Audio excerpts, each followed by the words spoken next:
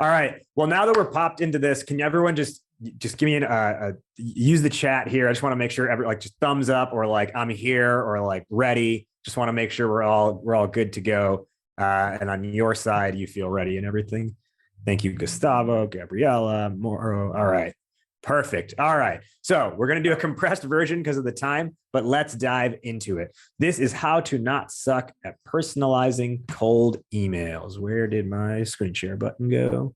There it is.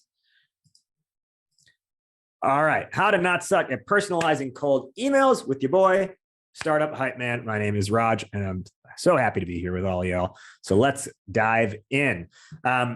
When it comes to cold emails, I know there's a lot of different strategies out there. What I'm going to show you today is a very useful approach. It is not the only approach, let's be real, but it is an approach that works very well when executed properly. So that said, when I see a lot of cold emails hit my inbox, they quite honestly sound like overly like braggadocious. In a way that's just like, or like, you're like puffing up like how well you perform for customers, puffing up your features, et cetera. That's what I get a lot of in my inbox. And to me, it sounds a lot like this video here. Oh, you know what? Let me stop share and reshare so I can share the sound on it. Yeah. There we go. And oh no, it went away from me. There we go. Okay. Y'all can see the slide up here, right? Okay, perfect. So it sounds a lot like this here. You know, they say all men are created equal, but you look at me and you look at Small Joe, and you can see that statement is not true. See, normally if you go one-on-one with another wrestler, you got a 50-50 chance of winning. But I'm a genetic freak, and I'm not normal. So you got a 25% at best at beating me. And then you add Kurt Angle to the mix, your chances of winning drastically go down. See, the three-way at sacrifice, you got a 33 1/3 chance of winning. But I got a 66 2/3 chance of winning because Kurt Angle knows he can't beat me, and he's not even going to try. So, Samoa Joe, you take your 33 1/3 chance minus my 25% chance, and you got an 8 1/3 chance of winning at sacrifice. But then you take my 75% chance of winning, if we used to go one-on-one, and then add 66 2/3%, I got a 141 2/3 chance of winning at sacrifice. See, Joe, the numbers don't lie, and they spell disaster for you at sacrifice. You know, they say the numbers don't lie and they spell disaster for you. So like, I love watching that. I always crack up every time. We actually got him to do a cameo for one of my friends for his birthday where he like did the math on like how old he was like that. It was pretty awesome. I feel like a lot of cold emails are coming off like that. They're like, we're amazing. Trust me. We have the best, we have the best ROI on the planet. We can get you 166 2/3% cost reduction, right? All that kind of stuff. And it just feels like it's way too much. Now, when it comes to the personalized game, what I find is that people are struggling with how to actually write something that's going to be relevant to the prospect and is going to get them interested. So I want to talk through that today. Let me show you what I've gotten in my inbox over the last year in attempts to be personalized. So what I want you to, I'm going to read through this and then let me know in the chat, like what's working for you or what's not working for you with this email. Subject, saw your LinkedIn profile. Okay, not bad. Hi, Rajiv. I came across your profile on LinkedIn as I was checking out Startup Hypeman. I'd like to explore a potential collaboration as I see good synergies with what you're doing. As an introduction, we are a mobile and web development company. We build mobile apps, web apps, websites, web portals, etc., tailored to your needs. Our solutions are cost effective and come with flexible engagement options. If this sounds good to you, let me know a suitable time so we can hop on an introductory call. Use the Zoom chat specifically, and let me know like, what do you notice about that email? What doesn't work for you, or does it work for you? Let me know on that.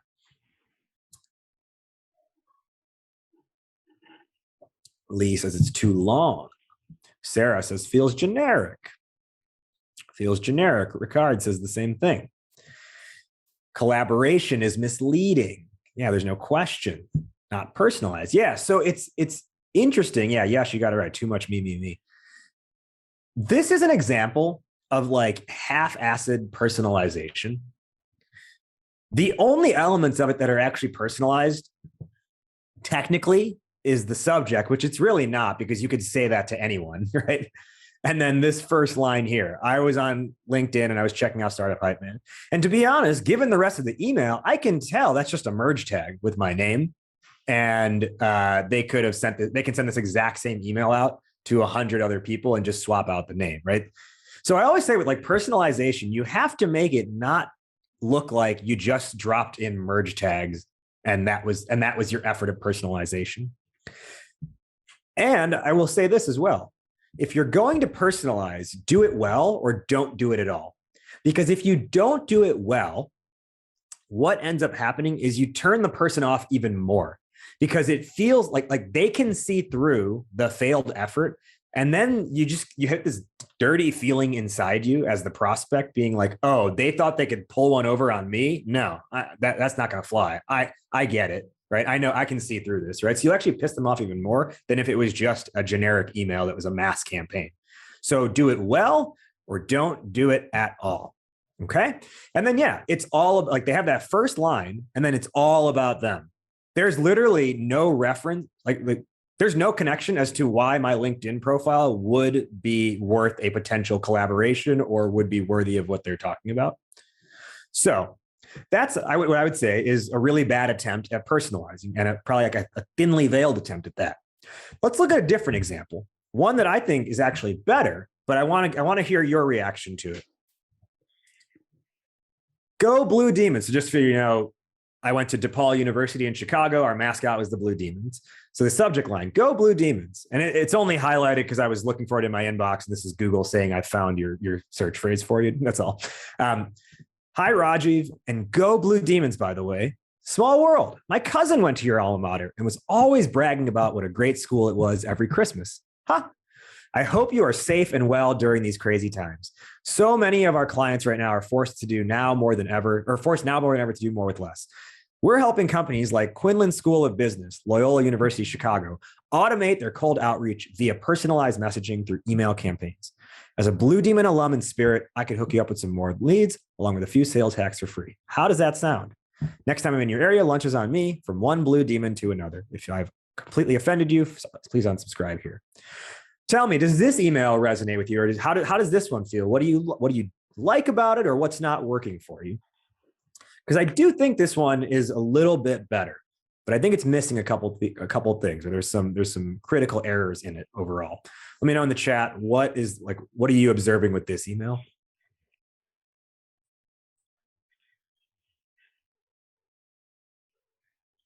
Lee, I like the tone, but don't like the visualization. Sarah saying the Blue Demon is low-hanging fruit and not relevant to his value prop, holding on one topic. Yeah. So basically, here's how the way when I got this email, I was like, you know what? Like, it's pretty good, but there's a couple things that went wrong here that make it kill the entire thing. And I think the biggest thing is the way, the hook he tried to use, or she, I can't remember. The hook they tried to use was my college alma mater, which a lot of people try to use a hook when they prospect someone with their college. But he didn't even go to that school. His cousin did. And because his cousin talked about it at Christmas, he closes by saying he's an alum in spirit. And then he's like, hey, from one Blue Demon to another, right? As if like, it was like, hey, from one founder to another, right?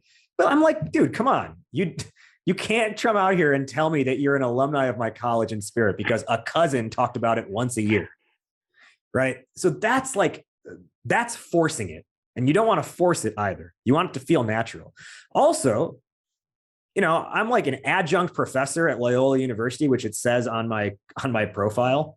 So this is literally like, I literally have zero say in how Loyola could benefit from a cold outreach process because I teach like one course there a year. That's, you know, the merge tag even pulled the wrong thing. And then I'll say this as well. When you're using merge tags, clean them up, right? Nobody, like, let's say this was like the business that I was representing. I don't think I would ever write it as Quinlan School of Business, comma, Loyola University of Chicago. That's what they scraped off LinkedIn. But, clean up your merge tag. So it says Quinlan, or it says, Loyola Business, something like that. Like make your tag sound more colloquial and more like friendly and more natural. So yes, you were like, hey, that pisses me off. Can I only subscribe if I'm offended? I actually liked that opt-out language there because it made me not unsubscribe. So I was like, that's kind of funny. So anyways, you want your personalization to feel natural. You don't want to force it. And I'm going to show you some different examples here that I've executed before on how to personalize, on how to not suck at personalizing. But I also want to dispel the myth that it has to be a short email to be successful. I think it was Lee maybe wrote earlier. Someone wrote that the last email was too long. And I'll tell you, some of my most successful emails, which you will see examples of, have been over 15 sentences long. It's all a matter of, can you drive value with every sentence or nearly every sentence, and can you format it well? So let's dive into some more of these. And I wanted, if you're new here, if you didn't attend last week, let me just do a quick refresher of who I am. Whoops, that went the wrong way. There we go.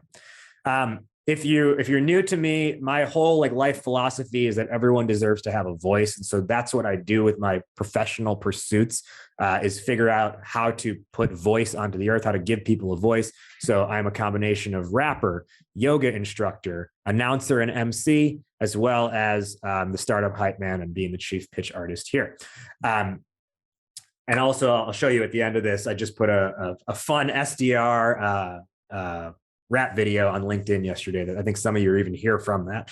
So that is like that full blend of a background there is what I bring to the table when I think about these kinds of topics. And so I just want to show you that so you understand where is a lot of this being derived from. I don't just think about the business landscape. I think about the idea of voice and connection in a 360 kind of way. Can you try resharing your screen? Oh, did it go away? It doesn't seem to show for me. Yeah, let's try again. Stop share.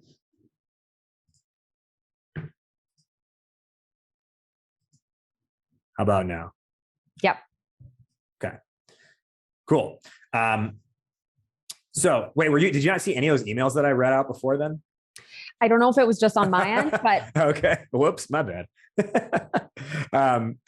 So that's the background of me and everything. Now, I want to first hit you with the mindset and the philosophy you need to take to your cold email process. I talked about it last month as well with the elevator pitch stuff. Is you need to stop thinking like an SDR, stop thinking like an account executive, stop thinking like an entrepreneur or a founder, stop thinking business, and instead think like an entertainer, because the entertainer has one goal in mind, and that is make an emotional connection with their audience. Get a reaction from them, get them buzzing about something, right? They make it all about them. And in return, they look good, but they don't say, how do I look good? They say, how do I deliver an unforgettable experience for them? And as a result, they naturally look good themselves. So I'll cover a couple of quick things here that are part of cold emails. We also covered this last month in more detail in the elevator pitch workshop, but you want to think about your strategy here through the lens of what I call the superhero positioning strategy. Now there is a gray box covering up the top left of the screen. How about now? Can you still see this? Great. Brenda? No gray box. Oh, now it's on the bottom right. Oh, now it's gone. Okay. It's the presenter view that shows me what slide is next. That's weird that it was appearing. Anyways, so to think like an entertainer then, I want you to first adopt this philosophy, and then what you can do when you think about your cold email strategy is first map out your positioning following what I call the superhero positioning strategy. So you have to think of your company, your startup, wherever you work, as a superhero. Why? Because superheroes help and save people. What is your company doing? You're helping and saving a certain set of people from something. And I like to use Batman as the example because what is Batman? Because Batman didn't have any mythical powers, right? He combined access to capital with technology to serve the public good, which is literally what every company does. So when you think about Batman, when Batman comes in and saves the day, there's something like drastic happening, like the bank has been robbed, or Joker has blown up the hospital, or there's crime in the streets, or someone's getting mugged, right? Batman doesn't come in and save Gotham on a sunny day. He waits until there's like danger. So you got to think about that strategy as well in your cold email. Don't try and be Batman on a sunny day. So the exercise to go through first in the superhero positioning strategy says that in order for you to exist as the superhero, there have to be three things in place first. You need to have a person in distress. You need to have a village on fire. There needs to be a superpower that can be activated. And then ultimately, you, the superhero, can swoop in and save the day. Or in business speak, your target audience, the problem they're experiencing, your approach to that problem, and ultimately your solution. Now, if you do this on your own, just take out a piece of paper, draw 4 columns, and jot down what are your answers to these things relative to whatever target market you're trying to send emails to. And this is a really good just general positioning exercise beyond cold emails. Like we talked about it last week for the elevator pitch. This is a really good foundational messaging exercise for your entire messaging strategy. Don't worry about how it sounds. Just get the ideas out of your head. It's an internal reference document only. But from this, you can then create your elevator pitch, which again, last month we covered it at length, but it's a key component of your personalized cold email strategy. So a quick refresher, the elevator pitch formula is que pasa, which means what's up or what's happening in Spanish. In this case, PASA is an acronym, which stands for problem, approach, solution, action. So now let's take this formula and apply it to a cold email framework. Here is the Startup Hypeman framework to write a narrative-driven, personalized cold email. Number one, you got to have an interesting subject line. You then want to personalize it with good reason. You then want to have a natural segue and prove that you've done your homework. Problem, approach, solution, that's what PAS is. Proof, a temperature gauge CTA. It's a nice 6-step framework there. Interesting subject line, personalize with good reason, natural segue and showing I did my homework, problem, approach, solution, proof / examples, temperature gauge, call to action. I'm going to show you now several examples that put this in action. Okay. So, and I'll show you like different anchors as well that this comes through.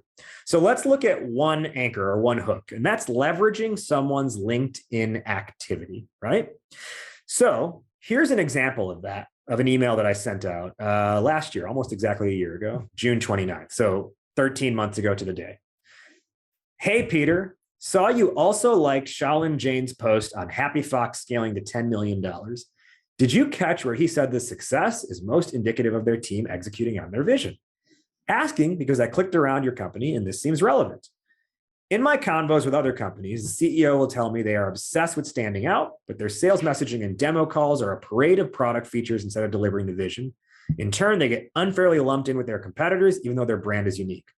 I help growing companies scale towards their next 5, 10, 20 million, et cetera goal without making product or marketing changes. Here's a quick video where I remixed the Fresh Prince of Bel-Air explaining how it's done. And this has worked especially well for companies like Blueboard and Engagedly, who have unique offerings and multi-stakeholder deals. Seems like this is a perfect time for you. Are you interested? Raj from Startup Hypeman. So let's break this down. Well, actually, I'll show you first. What was the result of this? Well, I sent this at 5:52 p.m. on June 29th. At 6:27 p.m. on June 29th, he replied and says, I never bite on SDR emails of any outreach, but you hit a nerve on a hatred I have about demos and feature battles. Let's chat. He then posted on LinkedIn my email and said this. And this is the first email he's replied to in 14 months. Okay, that's a pretty big deal, right? That means I did something right. And look what he said. I hit a nerve on his hatred, which means I effectively captured the problem he's experiencing. I didn't go on and on about what I do. I focused on him. So if we break it down, here's what we have. And I'll tell you I forgot to clip it in this. The subject line was Peter - saw you on Shaolin Jane's post. So it was essentially like repeat of the first line, right? So we have personalize with good reason. It's not just that I saw you on his post, but that I also said, hey, did you catch this part about their success was predicated on their vision? Because that's gonna connect to later on in my email. This is natural segue, and I did my homework. Hey, I clicked on your site, and this seems relevant. I probably could have even made that a little bit better and been like, I clicked around and saw you do demo calls. Problem is there. And notice how the problem in this case, I add a line that maps back to what the personalization was about. Approach and solution. So in this case, the solution comes in the form of my Fresh Prince video where I rap about what I do. And then we have our proof. Temperature gauge CTA. What I mean by that is, can you make a case for why like right now is good? And it can be as simple as, seems like this is good timing. Other ways you could do that would be like, saw you just hired a new team, or saw you just hired, 10 people. Seems like this is good timing, right? Some like timing trigger. And then I'm a big fan. I've been doing this for like 2 or 3 years now. I stopped asking for people's time. Instead, I just started asking for interest instead. Are you interested? Works really, really well. If I don't use that, I'll be like, does this make sense for you? Right? Those are like probably 2 most common ways I'll ask. But I don't ask for time because I want to empower them to tell me what they want to do. I want them to leave the email feeling empowered to make a decision. I do not want to make a decision for them, right? I want to make them feel like they have the onus and the ownership. Okay. I want to make sure that, just go ahead and give me like a thumbs up with your Zoom box or something in the chat that says like, yeah, if you're starting to, if you're resonating with this and you're starting to see how this could come together for you. Yeah. Cool. And if you have questions, just go ahead and like throw them in along the way. And I'll do my best to answer them. Okay. Let's look at another one. Oh, actually, sorry, I should say that was a 10-sentence long email. So anyone who says, hey, 5 sentences or less, or if more than 5 sentences, you're doomed. No, it just has to make sense the entire way. Also, notice the formatting. Every paragraph is maximum 2-sentence long. So it looks clean when you're reading it. If this was the same email, but it was chunky, he probably wouldn't have read it. So being able to have your spacing figured out is really good as well. Alan asked, what would you say? What would you do /reply if they didn't reply? Great question. I'll show you an example of that in a few moments. So let me actually, I'll just wait till I get there and I'll show you. Let's talk about leveraging, engaging with one of your posts. So that was an example where I had noticed we both commented on the same post of someone else. Let's talk about when someone engages with your own content. This is an email titled Kanye, SoundCloud Rappers, and Hummus. Hey, Eli, thanks again for commenting on my Kanye homecoming post the other week. What? Because that's what it was a post about that. And I say, I loved his first 3 albums and dark fantasy, but everything else hasn't really been my cup of tea. Don't hate me for that. And then I went and I looked at his profile. I saw you launch a few SoundCloud rappers back in your day. I'm a rapper myself. Here's a not cheesy, actually legitimate rap I made about sass. So what do we have? Personalize with good reason out of the gate. Anyway, if you like the Kanye post, your team will probably find this guide super helpful. I decided to add some value there. It's a step-by-step walkthrough of how to reframe outbound messaging at top of funnel, and then on demo calls to increase conversion. So-and-so your company has nearly doubled in size over the last year, so I figure it's a timely read. Natural segue and did my homework. And then we have our problem, our approach, and our solution built in there, along with the proof, and then the temperature gauge CTA at the end. Hey, your sales team is still small, and you have an awesome head start having already created the SDR playbook, which is also in his profile, in addition to making hummus part of the diet plan, which is part of his profile. We might be a good fit as well. Would be good to discuss. Are you interested? Right? So longer email, 15 sentences long. But it's effective because what did he do? He connected with me on LinkedIn and he said, wow, you win email of the year. That is some fantastic prospecting. I will bite. I'm going to forward that around to my team. Let me unpack your guide and get back to you in a day or two. We will definitely do a demo later this week. Okay. This formula really does work if you can get it right with the formatting of it and being able to hit on the right triggers. Now let's talk about maybe they downloaded like a white paper of yours, right? Or an ebook or something like that. The biggest mistakes I'll see companies do here is, let's say I download someone else's ebook. I will get an email very shortly after that's just like, thanks for downloading our white paper thanks for downloading our ebook on this topic. Would Would love to sit down with you for 20 minutes to hear about your strategy related to this topic, right? And the reason why that's not effective is because it's assuming that just because I downloaded it, I have intent to buy, versus just maybe I was curious about the subject matter in general. So what you want to do is find a way to connect to the download of the content. How can you map it to something that would make them interested or trigger the interest in their mind? And this is where it's like, hey, take people who've downloaded, but do not do a mass campaign. Look up these people because they're probably highly qualified at this stage if they've interacted with you in one way already. So take that extra step to research them and then draft an email based off that. So in this case, the example I'm about to show you, I had written a LinkedIn article that led to the download of an ebook. This prospect had commented on the LinkedIn article and said they had downloaded it and they were sharing it with their entire team. Okay. So I took that and I ran with it, especially looking at the company and his profile and everything. Subject, first name, Taylor, X to Y paradox article. Hey, Taylor, thanks again for reading my guide on the X to Y paradox and for distributing it to your team. I'm happy to hear it's making the rounds at Blueboard. Sounds like it started some healthy discussion there, which is really the best outcome of absorbing content. Personalized with good reason. And I didn't make it an immediate ask to meet with me by any means. I just said, hey, I'm really happy this is helpful for you. I took some time this morning to look through Blueboard. I really like what you have. I mean, for a baseball fan like me, how sweet would it be to go to a World Series game? You know, puff up their ego a little bit too, right? There's no shame in that. Natural segue, and did my homework. I know other companies who are roughly the same size as yours find their message gets frayed with each new employee they add. This hurts their demo calls. Many of them obsess over how they include more deals at once. So they start to look to enablement when they get to 100 employees. In many cases, it's too late by that point. They got to overpay for a full-time enablement head to try and tell a team that's already stuck in their own patterns to do things differently.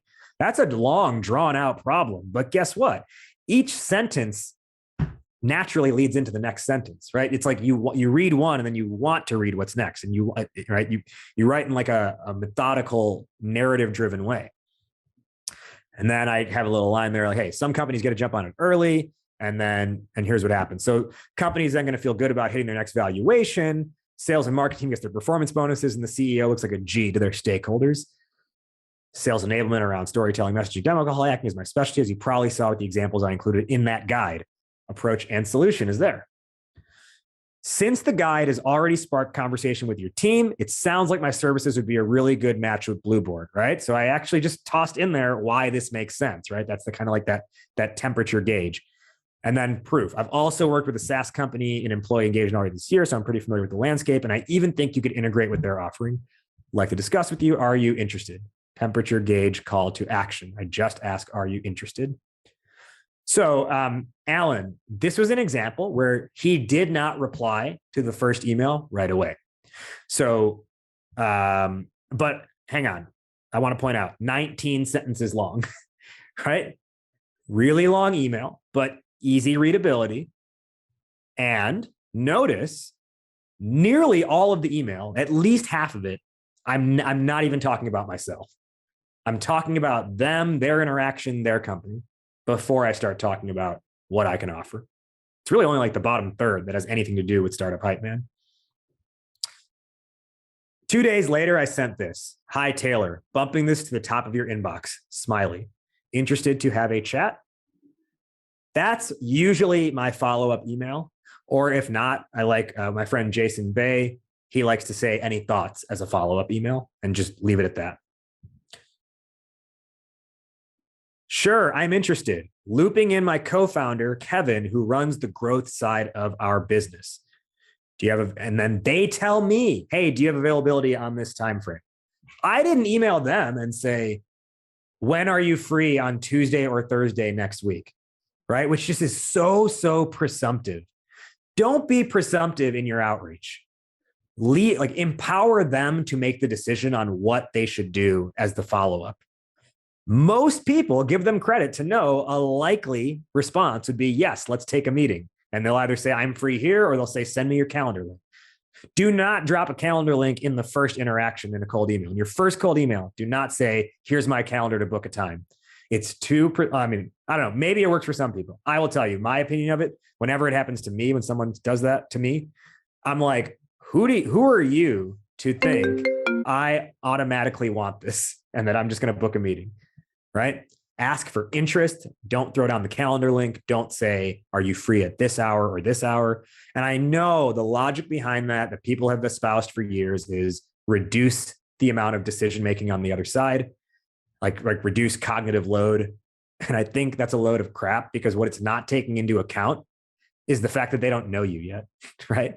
If you're my friend and you say, hey, you want to get a beer at 5 today? That's helpful. If I don't know you and you're telling me, are you free at 2 or 4 o'clock on this day? I'm like, get out of here with that, right? So just ask for interest instead. Sarah, can we go a couple minutes overtime? Yeah, absolutely. Okay. I hope all y'all can stay overtime. If not, this will be uploaded to YouTube later today on the streaming page. Again, if you have questions along the way, throw them in the Zoom chat. And also just let me, like, if this stuff's resonating with you, I also want to know that as well. And if you're like, hey, there's a load of BS, please let me know that.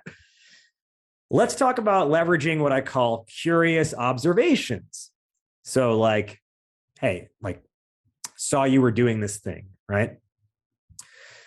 And this is what I think is kind of funny. The curious observation here. This is, I went back, I literally, for this one specifically, I haven't shown this before, aside from today. I went back to when I first started Startup Hypeman in early 2017. I went back to the original cold emails that I sent out because this business did not start on a referral. It started with cold outreach to get my first customers. And I went back to see what was I writing then. And I was like, hey, you know what? Actually, it kind of followed a lot of this. I didn't have a system then, but I think I was naturally following a lot of this framework. And so at that time, I was specifically prospecting companies. At that time, when I first started the company, I was solely servicing early stage startups to help build out like their investor pitch deck. Of course, we've grown a lot since then, but that was the original intent of the company and the original starting point. So there was this company, Kio, which was a biometric payment and like access system where you could scan your palm without any touch, and you'd either like be able to like pay for stuff at a store or like unlock a door or access things, et cetera. So I sent an email to them and I said, and you can even see literally, it was from my Gmail. I didn't even have a website set up yet or a professional email set up. Subject, Kio has to be one of the coolest things I've ever seen. Hi, Jackson. Learned about Kio just now by way of Built in Chicago. I watched the video on your homepage and holy crap, this is impressive technology. Reaching out because I talked to a lot of founders and startup teams who point blank tell me we suck at telling our story. I exist to remove the suckness out of the storytelling. My name is Raj, and I'm basically the Will Smith character Hitch, but for companies working with startups on their messaging and storytelling to improve sales. As you grow, apparently I didn't have my own messaging right because I was not there to improve sales. I was there to help them with their pitch, investor pitch. As you grow Kio this year, having the right story will be crucial to that success. It'd be great to meet up and talk more. Is that a conversation we can have? And then, if so, are you free? So I look back and I'm like, yeah, you know what? Now I wouldn't ask this. I would just probably leave it here. If you are going to ask for time, ask for like permission first. Hey, does that make sense? Is that a conversation we can have? If so, are you free on these days? Right. So ask for the permission before you go for the time. But I would say now just ask for interest. Look forward to connecting. So there's some things I would do. Obviously, I would do differently now. Like I wouldn't waste time and say my name is because it's clearly already up here and it's going to be down here as well. And then, I like to use like the analogy whenever possible. So if you have a good analogy that describes your company, like that was me sharing like the approach. Hey, Will Smith character Hitch, et cetera. But this did get a meeting, so he forwarded it to his co-founder. They apparently watched the TED Talk in my signature. I'm Kaye, one of Kio's co-founders. Thank you for your awesome email. Quick question. Where did you find us? Because we've been avoiding press. LOL. Just curious. I could not agree with you more about telling the story because as we go Kio, it'll be crucial to our immediate and long-term success. Reason why I've spent many nights studying storytelling. Love to meet you. Monday sounds great. Come by our office, meet our co-founders. Looking forward to your response. So what's cool with this is and again, that was one of the first emails I ever sent out. And Kio actually became the first customer of Startup Hypeman back in like February of 2017 that allowed this company to even get off the ground in the first place. But what you'll notice is like they have the eagerness when your email is written well. They are asking to meet with you. They're telling you, yes, tell me more, right? Instead of you having to badger them and you being the overeager one.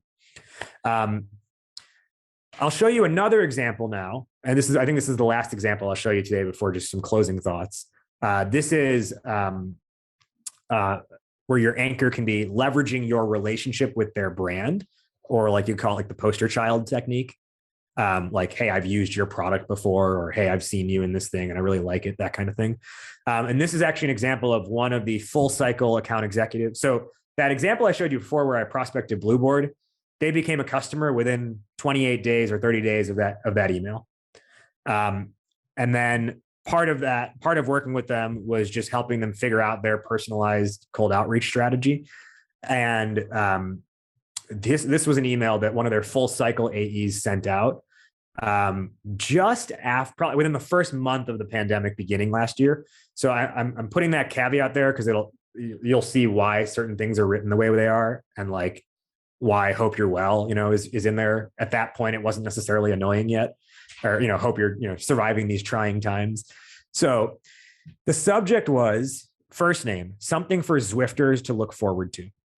Hi, so-and-so. Hope this finds you safe and healthy. Aren't you excited for the day this greeting is at the top of every email? So he even had like the wherewithal to have that there. Full disclosure, I am not a cyclist. I dread it, mostly because I do it only when I'm injured. But I am a runner and fellow Zwifter on my treadmill in my garage. Thank you for what you and your team are doing right now to help me and others looking to stay active, engaged, and connected. So what do we have there? Personalized with good reason. I can only imagine how busy things have been as your team works around the clock to meet heavy demand for your services and, of course, ensuring the safety and well-being of your people. Natural segue, and I did my homework. I've been talking with HR and people leaders at other companies who've seen a sharp increase in demand, and they've told me they're worried that with expectations at an all-time high, the staff will get burned out, especially those balancing kids at home, a partner down the hall, and health concerns. They want to ensure their people feel more safe, secure, and valued by recognizing them in a meaningful way. I also noted your recent reorg at Zwift as well, and recognition can be more important than ever in those times. Problem. And he also, parlayed the problem into setting up like why what he's about to say is going to even make more sense. We're helping partners do exactly that with experiential recognition approach. Right now, in the safety of their own home, employees can choose to master the art of Italian cooking, de-stress with online fitness class, or build their own garden with their kids.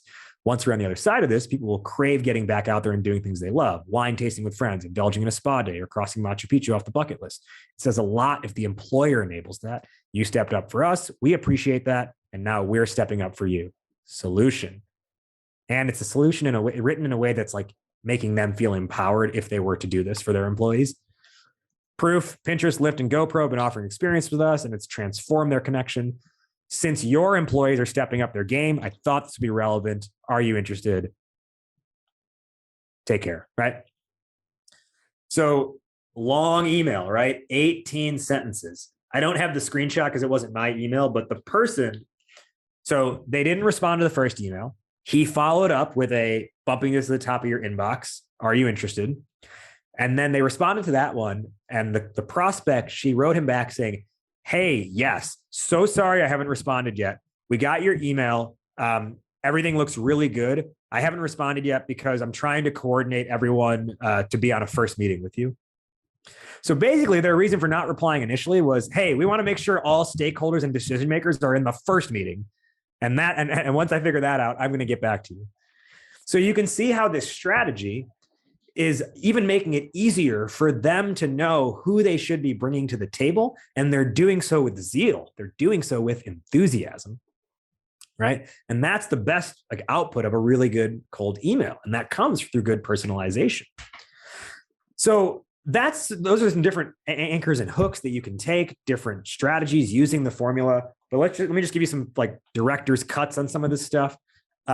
Remember, save Gotham, okay? What we mean by that is Gotham only needs saving when Gotham's in trouble, when the village is on fire. So be Batman and save Gotham and point out the village that's on fire. Point out the problem before you go into what you offer. Make your email, if you follow this strategy, make the email 50% or more about them. Make these 1 to 2 sentence paragraphs, especially if it's going to be longer, 1 to 2 sentence paragraphs. Write it like you're emailing a friend, right? So speak your email out loud before you hit send on it. And make sure, I didn't have it here, clean up your merge tags, right? If it's predictable revenue Inc., remove the Inc. before you add that merge tag, or you leave that merge tag out of your spreadsheet, right? Think about, like, just look down the list of the company names. How are they probably going to, call their company internally? Use that name instead. Don't waste time on your name. What I mean by that is, you'll notice in all these examples, except for that original one from 4 years ago that I showed you, we're not saying my name is blank and I work with blank. We're not even, the other thing you'll notice here, which is what I advised them, nowhere in this did we even say the company name Blueboard, except at the very end where it's, hey, if you want to check us out, we are Blueboard. Understand, if the value is there, you can, like, you don't need to waste real estate up here saying my name is and I work with. Your name's going to be in the subject line, or in the who it's from. It's going to be in the signature line. And then you can just say at the end, like, this is Sarah with predictable revenue.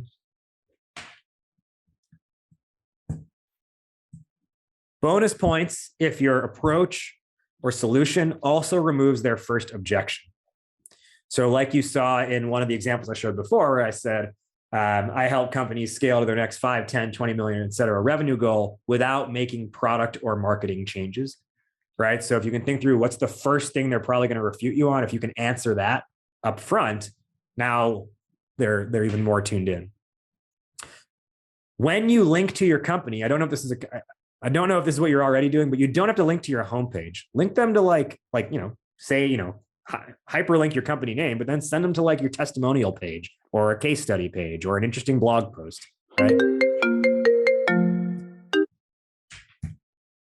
Proof can also be why a meeting makes sense. It doesn't have to be case study. So for those of you who are at companies who are earlier stage and don't really have many examples you can reference yet, your proof can be here, like the reason you think a meeting would make sense based on like goal alignment. The other thing I want to point out here is, in all these examples that I showed you, notice how there was not a single ROI stat thrown out. And one of the follow-up items I have for you as a bonus is I'm going to send you, so that guide, that X to Y guide, paradox guide that I showed you in the email to Taylor, I'm going to send you that guide. It's a really short, quick read ebook where I talk through the logic of why putting your best case studies, your best customer success examples in your cold emails is actually working against you, and why instead you want to focus on qualitative results and perhaps not even use your best customer examples. And the psychology of that is in that guide, so you'll get that as a follow-up.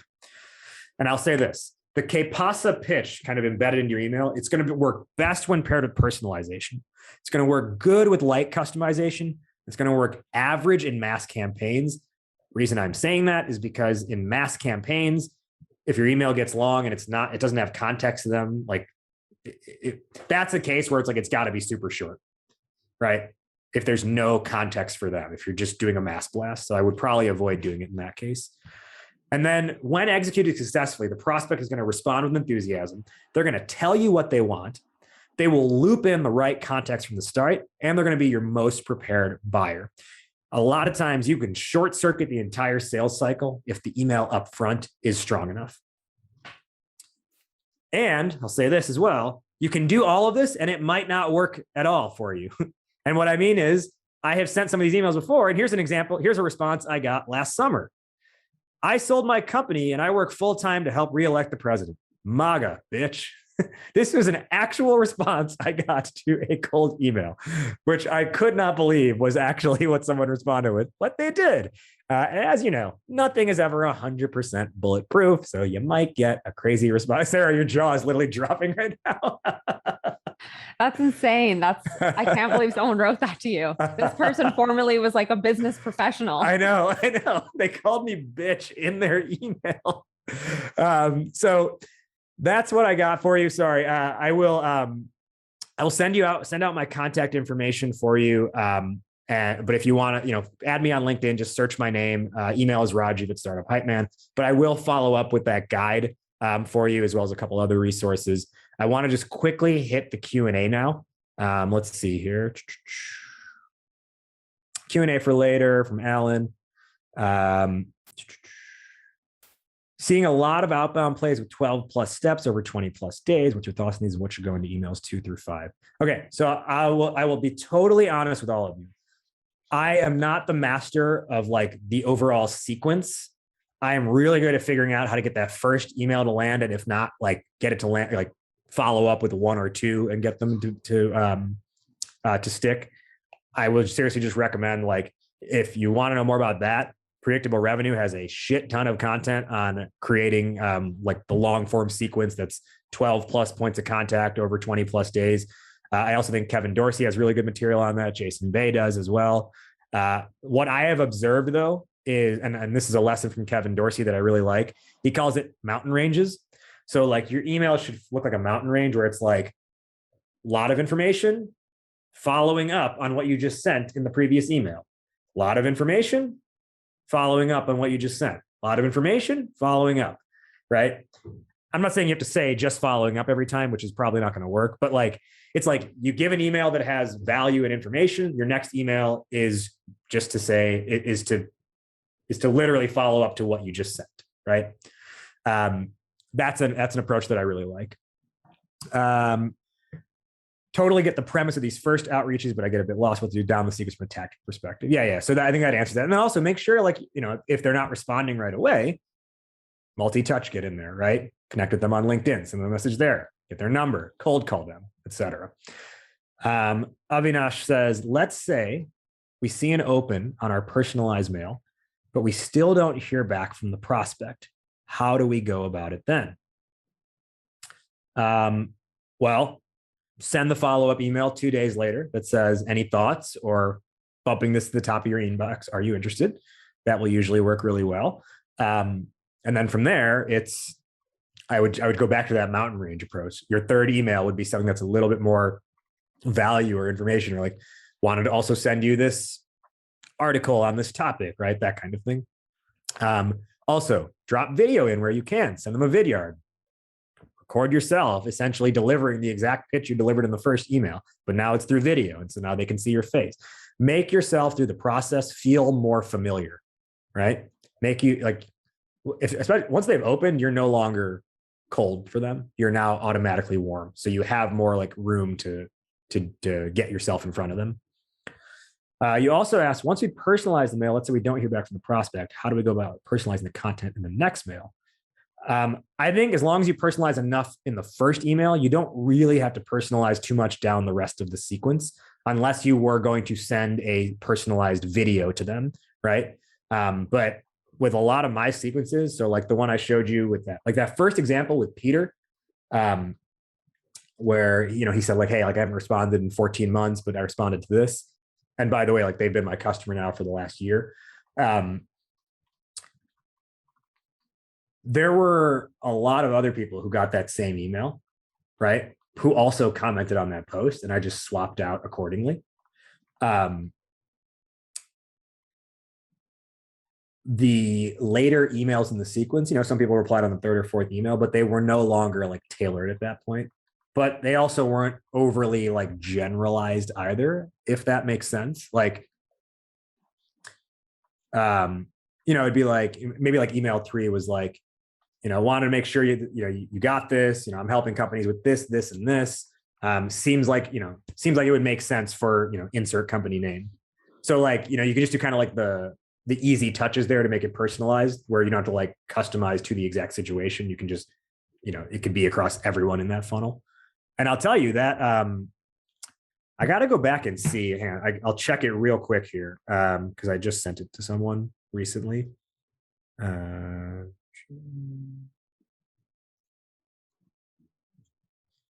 So